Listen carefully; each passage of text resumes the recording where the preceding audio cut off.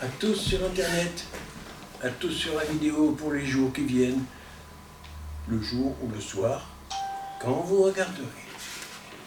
Merci Seigneur pour tout ce que tu donnes, pour tout ce que tu dis.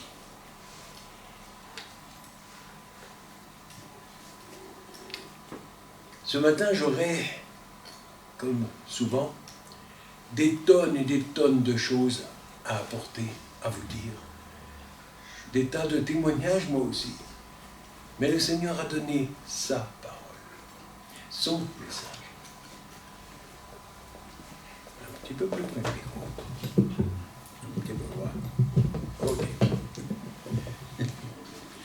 Voilà, tout le monde entend bien? Oui. Là-bas aussi, je le sais. Je disais donc que j'aurais plein de choses sur le cœur. Plein. Et le Seigneur m'en donne toujours plus. Mais bien sûr, nous sommes encore sur terre et le temps nous est compté. Alors, j'ai dit, Seigneur, ce que tu veux. Non pas ce que je veux, même si c'est beau, même si c'est grand, si c'est puissant, c'est important. Ça peut être beaucoup de choses. Mais c'est d'abord ta parole. Alors il m'a donné sa parole. Et il m'a fait pencher très précisément sur un sujet particulier.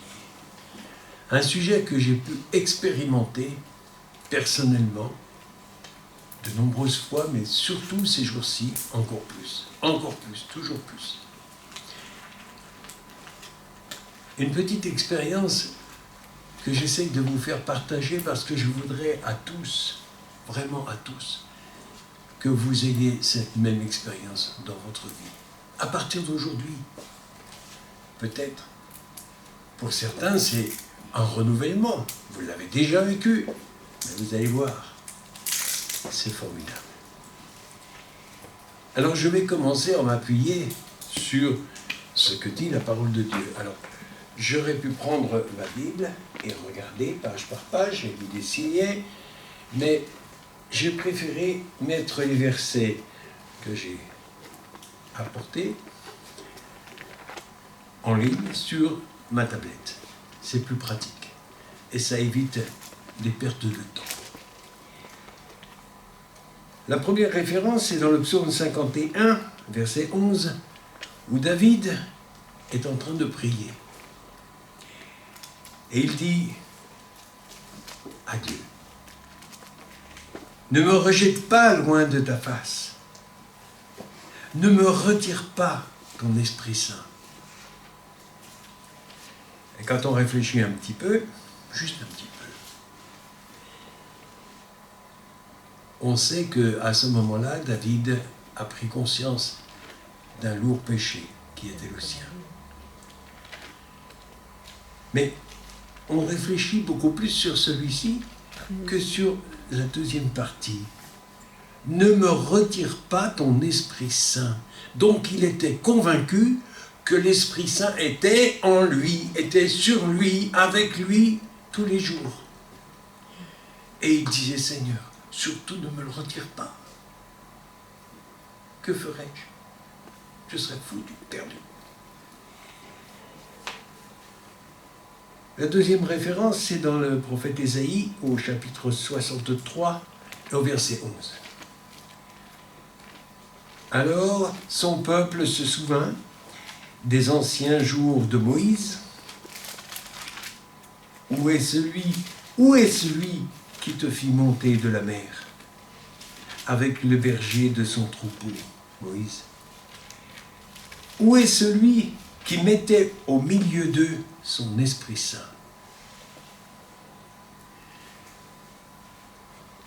La plupart d'entre nous, nous savons, nous connaissons la parole de Dieu, et nous connaissons cette histoire de Moïse qui va faire sortir d'Égypte, du monde, du péché, de la dureté des jours. Il va le faire sortir pour le faire passer à travers la mer Rouge, un miracle extraordinaire, qui est authentifié encore aujourd'hui par bien des scientifiques. Certains ont commencé à comprendre que c'était vérité. C'est un fait, ce n'est pas seulement une histoire. Beaucoup ont dit, oh, ce n'est qu'une histoire, c'est pas possible, c'est une allégorie. Non, c'est un fait. Dieu a fait sortir son peuple d'Égypte, de la servitude. Et il a mis en eux, dans son peuple, son Esprit Saint, qui l'a accompagné tout le long du chemin, jusqu'à la terre promise. Moi, j'ai remarqué un petit détail qui m'a frappé. Dieu fait ce miracle extraordinaire d'ouvrir la mer. Le peuple passe à pied sec, plus une goutte d'eau. Les rochers, les cailloux, le sable. Il passe. Arrivé de l'autre côté, la mer se referme sur les ennemis, sur ceux qui voulaient les détruire. La mer est refermée. J'ai dit, Seigneur, merci. Merci parce que ton peuple est sorti. Tu l'as libéré, délivré. Mais tu as refermé la mer. Il n'y a plus de retour possible. Bien sûr, il y a eu des rumeurs. Et dans le peuple, certains disaient, on était mieux là-bas. Mais on ne pouvait plus y retourner, parce que la mer était refermée. Sachons ceci, quand Dieu nous a sortis du monde, du péché, de notre ancienne vie, comme on dit, il n'y a plus de retour possible, parce que Dieu nous tient et ne nous lâchera pas. Jean-Baptiste disait aussi dans l'évangile de Marc, chapitre 1, verset 8, « Moi, je vous ai baptisé d'eau, mais lui, Jésus, il vous baptisera du Saint-Esprit. » Baptisé d'eau, baptisé du Saint-Esprit. Plongé dans l'eau et ressorti en nouveauté de vie. Plongé dans l'Esprit. Et l'Esprit plongé en nous. J'ai une fois aussi apporté cette petite image, une petite comparaison qui m'est venue à ce moment-là et qui me revient en mémoire maintenant, entre un caillou et une éponge. On prend un bocal d'eau, un bel aquarium, il y a pas de poissons dedans, rassurez-vous. On va mettre le caillou dedans et l'éponge. Quand on va ressortir le caillou, il était dans l'eau, mais l'eau n'était pas en lui. L'eau n'est pas rentrée dans le caillou. L'éponge, quand on la ressort, elle est pleine d'eau. Et on la presse et on ressort l'eau. Sommes-nous des cailloux quand nous arrivons dans l'eau du baptême? Sommes-nous des cailloux quand nous allons chercher le baptême du Saint-Esprit? Ou sommes-nous une éponge? Alors si nous sommes une éponge, nous allons laisser l'eau entrer en nous et ressortir. Nous allons laisser le Saint-Esprit entrer en nous et la faire ressortir, parce que le Seigneur ne va pas nous laisser imbiber d'eau. Il nous presse aussi. Il nous presse comme son amour. Il nous presse pour que cette eau rejaillisse autour de nous, tout autour de nous. Et il nous presse aussi de parler, d'apporter, comme ma sœur tout à l'heure. Vous ne l'avez pas vu sur la vidéo, c'est dommage. J'aurais préféré qu'elle y soit. Ce témoignage qu'elle nous a apporté, nous a montré cette expérience qu'elle a faite. Quelque chose en elle s'y trouvait. C'était un témoignage, une histoire vécue. Et l'Esprit l'a poussée à venir et l'apporter et la partager. Voilà comment le Saint-Esprit travaille. Alors je continue avec toujours l'évangile de Marc, mais au chapitre 13 et au verset 11. Là, il s'agit d'une parole de Jésus lui-même qui s'adresse à ses disciples, donc à nous aussi, et qui dit, quand on vous amènera devant un tribunal, ou devant un peloton d'exécution peut-être, quand on vous amènera pour vous livrer. Ne vous inquiétez pas d'avance de ce que vous aurez à dire, mais dites ce qui vous sera donné à l'heure même, car ce n'est pas vous qui parlerez, mais c'est l'Esprit Saint. C'est une expérience que je fais régulièrement aussi depuis que j'ai la parole. Quand le Seigneur me donne la parole, quelques jours avant, je me dis, mais qu'est-ce que je vais bien pouvoir apporter?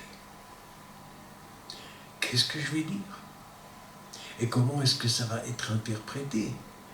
Est-ce que ça va être reçu, compris, partagé, expérimenté?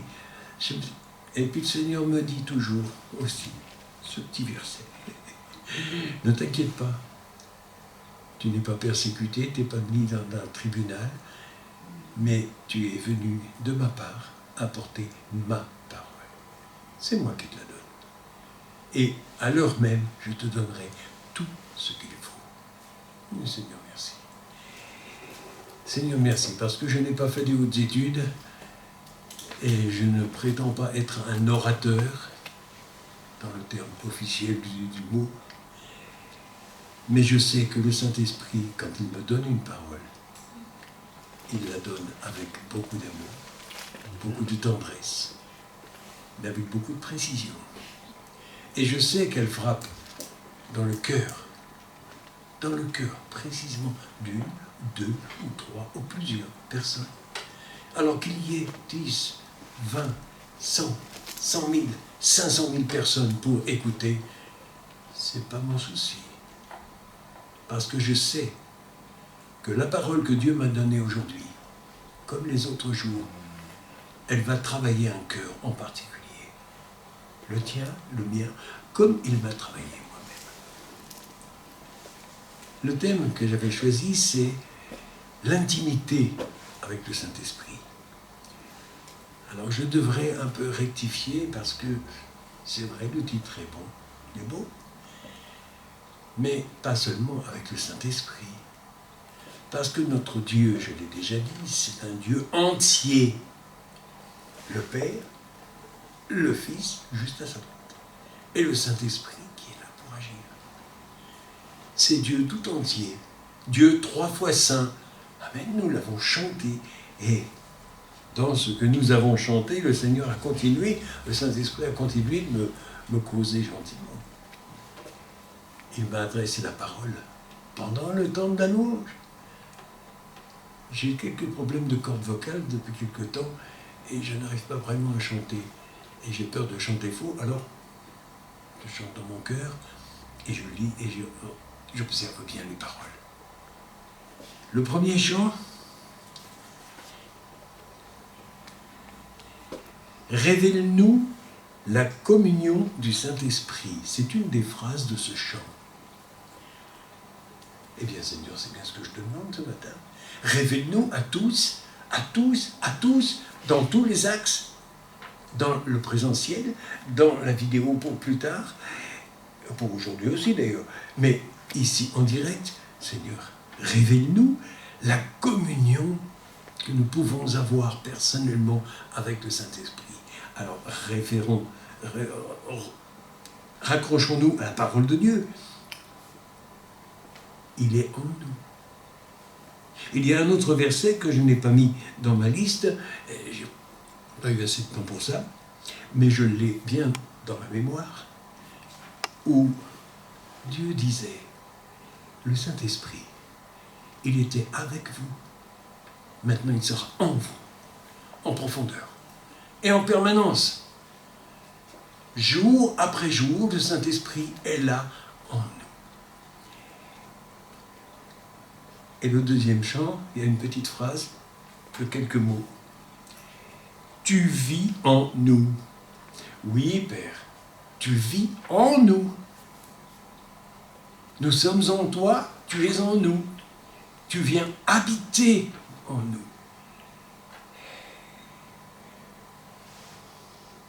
Le troisième chant, il y a une phrase qui m'a retenu, qui m'a percuté aussi. Manifeste ta présence. Et ça, c'est aussi mon désir, mon vœu, ma prière ce matin, Seigneur. Viens en chacun de nous, dans tous les domaines, dans tout le monde, même dans ceux qui ne te connaissent pas encore. Viens personnellement en nous, en chacun de nous, et manifeste ta présence. J'ai en mémoire aussi des conversions qu'il y a eu depuis plusieurs années déjà, mais surtout ces derniers temps, dans le monde musulman. Nous avons des témoignages de gens ordinaires, comme on dit, comme des imams, des huiles de la partie, comme on dit, qui ont rencontré Jésus en personne dans leur chambre.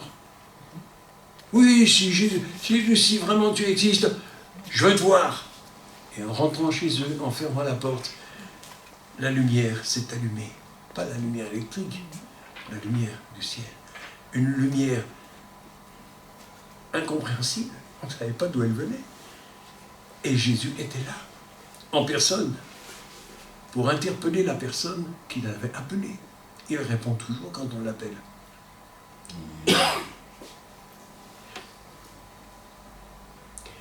Le 4e chant, la phrase que j'ai retenue, c'est « Tu es 3 fois saint ». Oui, Père, tu es 3 fois saint. Père, Fils, Saint-Esprit, Trinité. C'est difficile à comprendre pour nous, humains. Et pourtant, la Bible dit bien que nous sommes constitués d'un esprit, d'une âme et d'un corps. Esprit, âme et corps. Et chacun de nous, chacun de vous, là, ici, présent, vous êtes composé aussi d'esprit, âme et corps, de 3 parties. Mais ça n'en est qu'une seule. Essayez seulement de mettre votre esprit à Colmar et votre âme à Paris, et le reste ailleurs, à Tamanrasset, plus loin. Ça va pas être facile. Hein. On peut pas. On ne peut pas diviser. On ne peut pas se partager. Dieu ne peut pas être partagé non plus. Quand l'Esprit Saint est là en nous, le Père aussi est là. Et le Fils aussi. Le Père est là, pourquoi? Parce que le Fils a donné sa vie sur la croix. Parce qu'il a été jusqu'au bout. Il s'est donné lui-même pour nous ouvrir la voie pour accéder au trône du Père. Et le Saint-Esprit, il a toujours été là. Il a toujours été là. Regardez bien dans la parole de Dieu, dans la Bible. Dès le début, le Saint-Esprit était là. Avant nous tous. Avant la création des animaux, des poissons et de tout le reste, et même des arbres. Donc il est toujours là, présent, en entier, tout entier.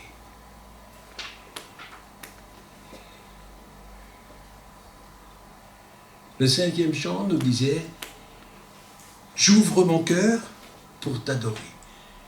Et quand je réfléchis à ce que je viens de vous apporter, à ce que j'ai vécu depuis des années, mais je ne peux qu'ouvrir mon cœur pour adorer celui qui m'a offert tout ça. Je ne peux pas faire autrement. Comment pourrais-je faire autrement? Et même si un jour on vient et qu'on m'attache à un poteau et qu'on me dit maintenant, tu te tais, tu renies ce Dieu, ou tu meurs.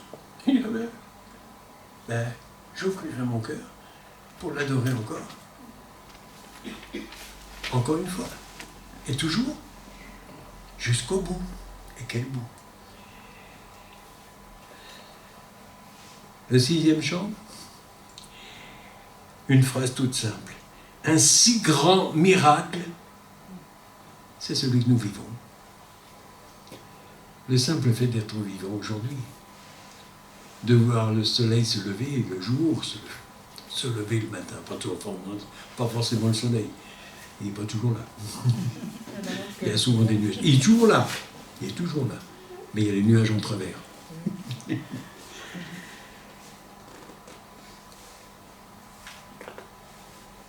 Un autre chant nous disait « au-dessus de tout ». Il est au-dessus de tout, de toute autorité, de toute circonstance, de toute infirmité, de toute maladie, de tout ce qui peut se voir, s'entendre. Il est au-dessus de tout.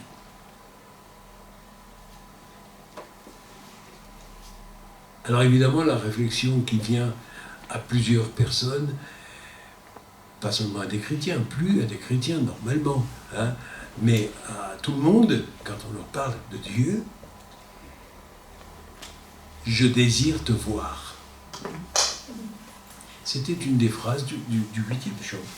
Je désire te voir. Et nous avons tous ce désir de le voir. Pas seulement de l'entendre, mais nous pouvons le voir. Comment voir Dieu? Comment parler avec Dieu? Comment écouter sa voix? Avec sa parole. Ah, bien sûr, il y a une condition impérative. C'est d'être convaincu que la Bible est la parole de Dieu, que Dieu a donnée. Alors si nous l'examinons, cette parole, on est obligé d'y croire. On est obligé de s'y soumettre. Parce que il y a de très, très, très nombreuses années que Moïse avait donné les 5 premiers livres écrits. Et que d'autres en sont venus. Hein, une quarantaine d'auteurs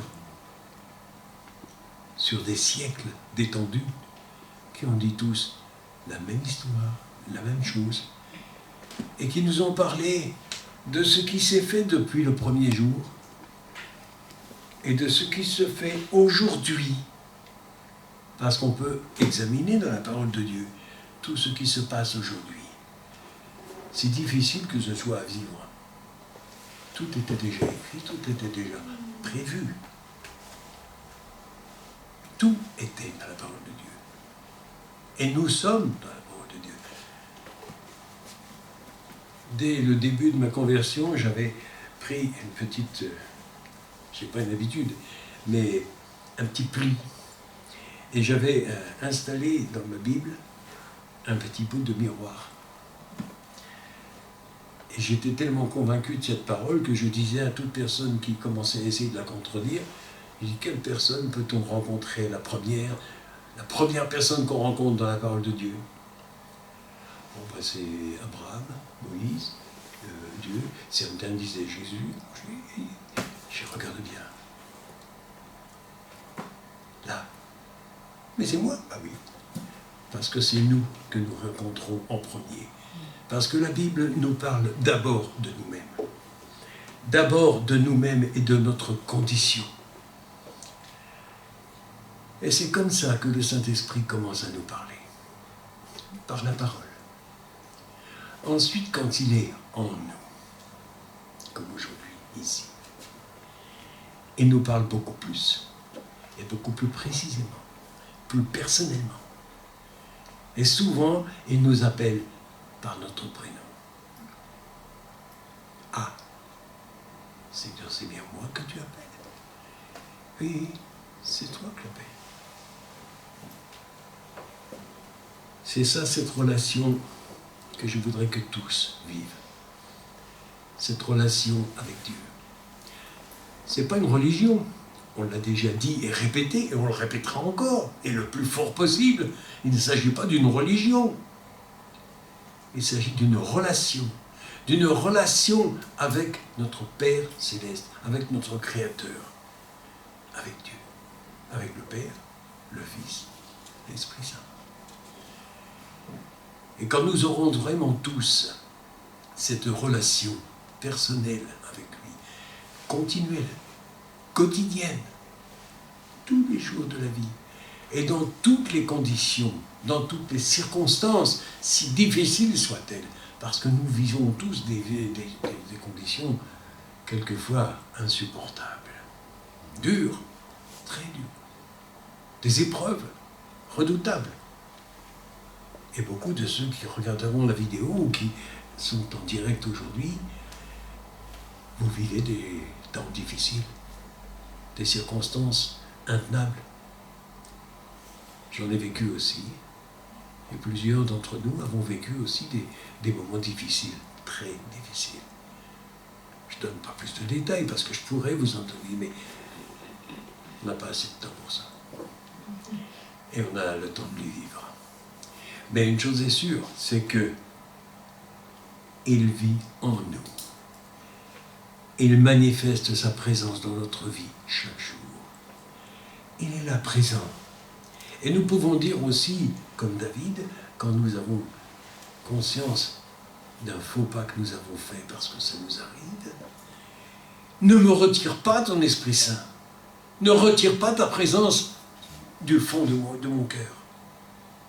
Surtout ne la retire pas. Je serai perdu. Je serai comme une poussière. Il n'y aurait plus rien. Tu es trop précieux, Seigneur. Tu es trop précieux dans notre vie à chacun. Comme dans la mienne. Tu es devenu vraiment si précieux, Seigneur. Et je voudrais que mes frères et mes sœurs et tous ceux qui m'entendent, tous ceux qui suivent, prennent conscience de ta présence. Manifeste dans leur vie ta présence. Dans tous ceux qui nous entourent, dans nos familles, dans nos relations, dans notre Église, partout dans le monde, dans le voisinage, tout autour. Que tous, dans ce monde,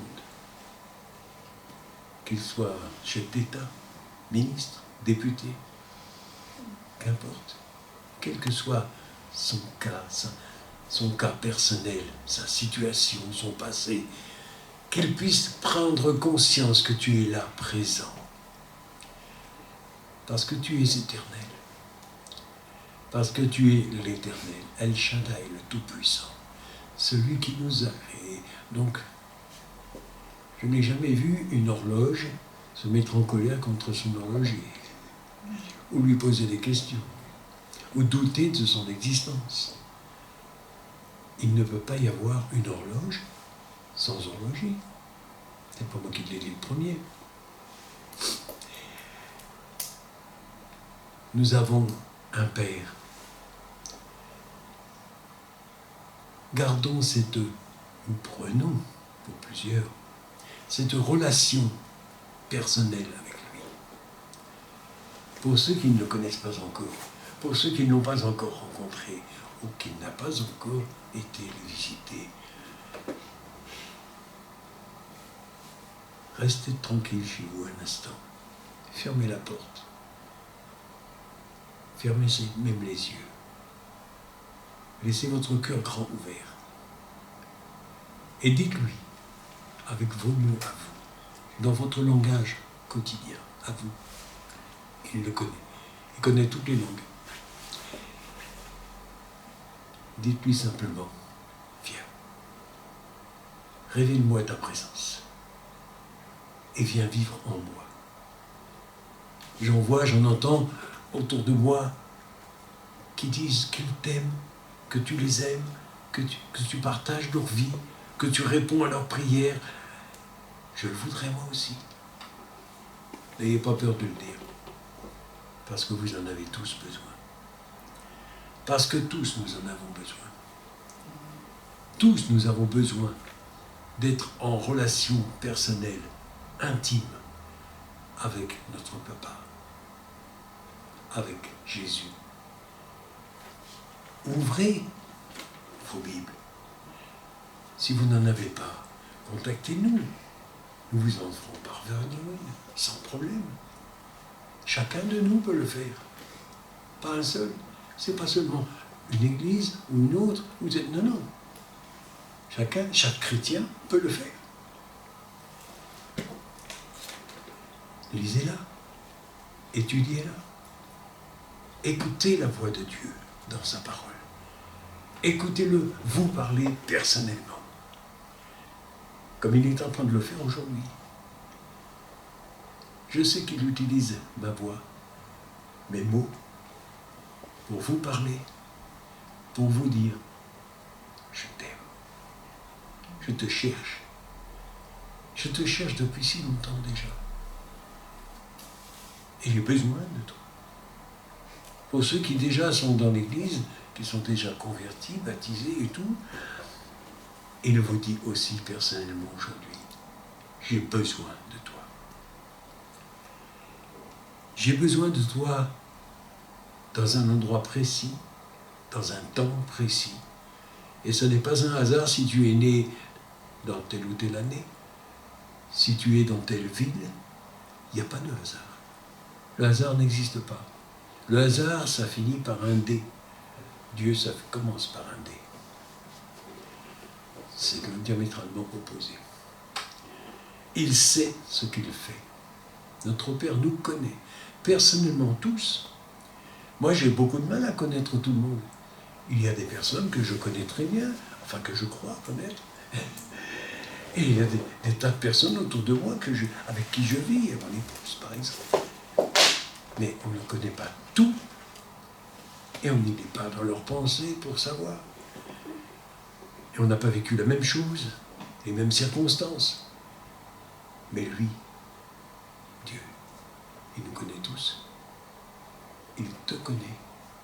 Il te connaît. Personnellement. Et il t'aime, il te cherche. Il y a un vieux cantique dans l'église que je chantais très souvent quand j'étais à Paris encore, il y a longtemps. Dieu te cherche. C'est le titre du chant. Cherchez-le dans la liste des chants si vous l'avez. Vous allez le trouver très vite. Dieu te cherche. Il cherche à travers ses serviteurs et ses servantes de nouvelles âmes à sauver, de nouvelles âmes à faire vivre une vie de paix et de joie, malgré les circonstances, malgré tout, parce qu'il est au-dessus de tout. Et quand on connaît sa parole, on sait qui il est. On commence à le connaître intimement.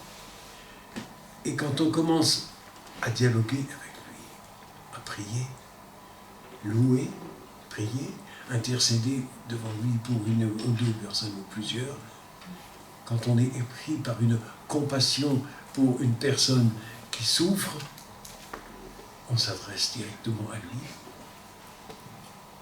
À toi, Seigneur. Et je m'adresse ce matin à toi, Seigneur. Pour tous ceux qui ne te connaissent pas encore, tous ceux qui croyaient te connaître, qui connaissent peut-être une religion ou une autre, en croyant que ça va les sauver. Mais Seigneur, toi personnellement, fais-toi connaître à chacun d'eux. Hommes, femmes, enfants, dans le monde entier. Bien sûr, dans la ville où tu m'as placé, Seigneur, ici à Colmar, dans mon village, à Paulvillers, mais aussi dans le reste du monde, sur toute la terre. Viens parler à tous ces cœurs. À tous ces cœurs qui te connaissent, Seigneur, dis-leur ce que tu attends d'eux.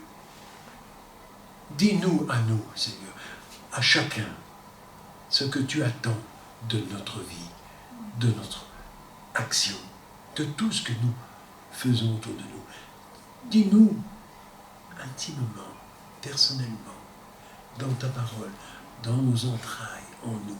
Viens nous parler et dis-nous, Seigneur, où nous devons aller et quand, pour faire quoi, qui fait quoi, où et quand. Ça, c'est précieux.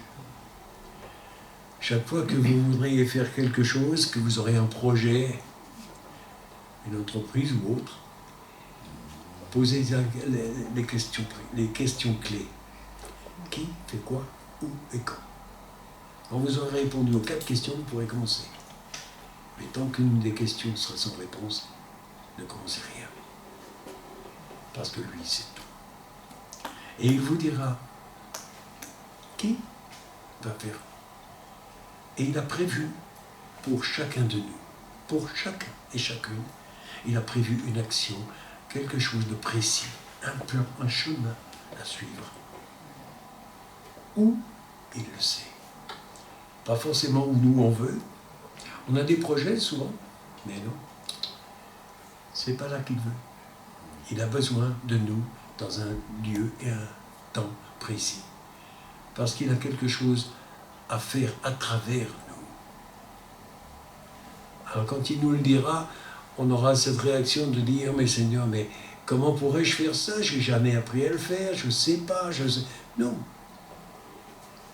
Je ne te demande pas seulement de faire, je te demande de me laisser faire à travers toi ces choses. Parce que je mettrai en toi les capacités nécessaires au moment prévu, au moment voulu. C'est comme ça que Dieu nous conduit les uns et les autres. Comme nous l'avons étudié hier, ici même, Dieu nous appelle les uns et les autres à être prophètes, pasteurs, docteurs pour enseigner, et nous donne à chacun un ministère, une tâche précise, importante. Et quand il nous appelle, moi je vais vous dire un petit secret. Quand il nous appelle, qu'il nous dit ce que nous devons faire et où et quand, il n'y a personne d'autre qui peut nous remplacer. Quand il nous choisit pour une tâche, c'est très important pour nous, mais c'est aussi très important pour lui. Parce que les fruits, les conséquences de cette action seront pour lui, pour sa gloire, pour son œuvre à lui. Ce sont ses œuvres qui se feront à travers nous. Merci Seigneur pour tout ce que tu nous donnes, pour tout ce que tu nous as déjà donné et tout ce que tu nous donneras encore. Merci pour les capacités que tu as mises en chacun et chacune d'entre nous, que nous ne connaissons peut-être pas encore bien. Révèle-nous ça. Révèle-nous, Seigneur, ce que tu as mis en nous à accomplir.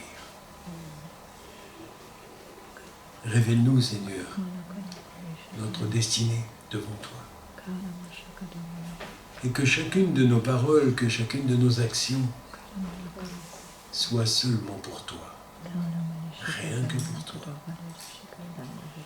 Et que ta voix résonne dans nos cœurs, dans nos vies, chaque jour de notre vie. Et que nous soyons, Seigneur, des lumières du monde, de celles de la terre. Ça paraît un peu flou pour beaucoup de monde. Moi, je vais dire simplement, beaucoup plus simplement, que nous soyons simplement des exemples, des témoignages qui serviront à d'autres à vivre une vie nouvelle, à prendre une autre destinée, un autre chemin, pour venir jusqu'à toi, pour te dire, Seigneur, je ne te connaissais pas. J'avais entendu parler de toi, mais maintenant, mon cœur t'a entendu. Pas mes oreilles, pas mes yeux, mais mon cœur a entendu ta voix. Mon cœur a entendu que tu me cherches, que tu veux de moi pour accomplir quelque chose. Envoie-moi. Viens, montre-moi. Transforme tout ce qui en moi serait opposé à ce que tu attends. Que ça disparaisse. Viens faire le nettoyage, Seigneur. Un grand coup de karcher là-dedans. Il y a le besoin. Que ta voix résonne dans mon cœur. Que je l'entende. Que je puisse comprendre ce que tu dis dans ta parole. Que chaque verset, chaque ligne, chaque mot résonne pour me dire personnellement quelque chose de précis, actuel. Pour moi, ici, aujourd'hui. C'est ça que je veux, Seigneur. Et c'est ça que je veux pour tous ceux qui écoutent, pour tous ceux qui regardent, pour tous ceux, surtout pour ceux qui ne te connaissaient pas, mais pour tous les autres aussi qui te connaissent, qui sont présents dans l'Église. Et l'Église, celle que toi, Jésus, tu as fondée. Parce que tu es venu et tu as dit, je bâtirai mon Église. C'est bien écrit. Et dans toutes les traductions, dans toutes les versions et dans toutes les époques, on peut entendre aussi « Je bâtirai mon église », pas « mes églises » où j'essayerai de le faire. Non, je ferai, et tu l'as fait. Et ton église, elle est universelle. Ton église, elle est mondiale. Ton église, ce sont tous ceux qui te connaissent personnellement, tous ceux à qui tu parles chaque jour, tous ceux qui te parlent aussi. C'est ça l'église. Et nous sommes très, très, très nombreux. Beaucoup plus nombreux qu'on l'imagine. Merci Seigneur pour ce temps de partage. Parce que je ne veux pas seulement apporter un message, une conférence. Non, je veux seulement partager avec chacun de vous, tous, partout où vous êtes et partout où vous serez encore, parce que la vidéo restera longtemps. Partager ce que Dieu m'a donné, ce qu'il m'a dit, ce qu'il a fait dans ma vie. Si nous pouvons nous rencontrer un jour, je vous en dirai beaucoup plus. On prendra le temps. On prendra le temps de partager toujours. C'est un mot magnifique ça, partager. Aujourd'hui, nous apprendrons à connaître ce mot et à le pratiquer beaucoup plus. Merci Seigneur.